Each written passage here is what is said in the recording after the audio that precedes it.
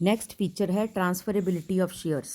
तो transferability of shares का क्या मतलब है कि कंपनी के शेयर्स अगर किसी पर्सन ने खरीद लिए हैं तो वो शेयर्स ट्रांसफरेबल है। मतलब अगर आपने किसी कंपनी के शेयर्स खरीदे हैं तो वो शेयर्स कल को अगर आपको पैसे की ज़रूरत आ पड़ी है तो वो शेयर्स आप किसी के नाम पर भी ट्रांसफ़र कर सकते हो, किसी को भी बेच सकते हो। ऐसा नहीं है कि अगर आपने एक बारी कोई शेयर्स खरीद लिए वो हमेशा के लिए आपके साथ ही बंध गए हैं। आपका जब दिल करे आप वो शेयर्स किसी के नाम पर ट्रांसफ़र कर सकते हो, तो शेयर्स की परचेज एंड सेल हो सकती है।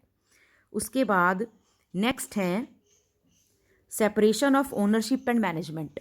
इसका ये मतलब है कि कंपनी में जो ओनर्स हैं और जो मैनेजर्स हैं वो डिफरेंट पर्सन्स हैं। मतलब कंपनी में जो ओनर्स हैं वो सारे लोग हैं जिन्होंने कंपनी में पैसा लगाया है। मतलब जो जो कंपनी के शेयर होल्डर्स हैं वो सारे कंपनी के ओनर्स हैं।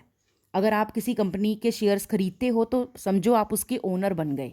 हाँ, वो अलग बात है कि एक बंदे ने एक कंपनी के 1,000 रुपये के शेयर्स खरीदे और एक बंदे ने एक कंपनी के 10 लाख के, 20 लाख के, 50 लाख के शेयर्स खरीदे, तो नेचुरली ओनर दोनों ही हैं।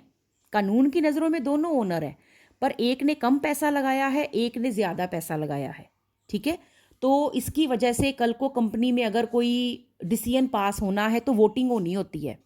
तो जब वोटिंग होनी होती है तो उस वक्त जिस पर्सन के पास जितने शेयर्स होते हैं पर शेयर 1 वोट होती है।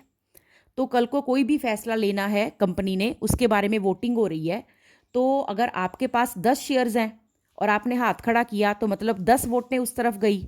अब एक बंदे के पास 50,000 शेयर्स हैं, उसने हाथ खड़ा किया तो इसका मतलब उस फैसले की तरफ 50,000 वोटें चली गई। तो कहने का मतलब ये हुआ कि जिसके पास ज़्यादा पैसा होता है, जिसने ज़्यादा शेयर्स खरीद लिए, उसके पास वोटें भी ज़्यादा होंगी, तो ज़्यादा फिर चलती कंपनी में उसकी है। पर देखा जाए कानून की नज़रों में ओनर्स आ रही हैं। ठीक, तो कंपनी में इतने सारे लोग ओनर्स हैं। अब सारे लोग तो नहीं ना रोज़ कंपनी पहुंच जाएंगे कंपनी को चलाने के लिए। जैसे सोल ट्रेड में सोल ट्रेडर ओनर है, वो रोज़ जाता है, अपनी फैक्ट्री खोलता है, अपनी दुकान खोलता है, बैठता है, सारे काम करता है। अब ओनर्स तो सेम सिटी के भी हो सकते हैं, सेम कंट्री के भी हो सकते हैं, अलग कंट्रीज़ के भी हो सकते हैं। तो सारे लोग तो रोज़ नहीं ना पहुंच सकते। तो वो शेयर होल्डर्स क्या करते हैं, वो अपने में से ही कुछ शेयर होल्डर्स को बोर्ड ऑफ डायरेक्टर्स चुन लेते हैं। वो बोर्ड ऑफ डायरेक्टर्स फिर कंपनी को चलाते हैं। तो कंपनी को चलाने वाले बोर्ड ऑफ डायरेक्टर्स हैं और कंपनी के जो ओनर्स हैं वो शेयर होल्डर्स हैं। ठीक, उसके बाद नेक्स्ट है रिस्क बियरिंग। तो सोल ट्रेड में तो सारा रिस्क एक सिंगल पर्सन के ही कंधों पर होता है। पार्टनरशिप में सारा रिस्क पार्टनर्स आपस में शेयर करते हैं और कंपनी में सारा रिस्क सारे शेयर होल्डर्स आपस में शेयर करते हैं।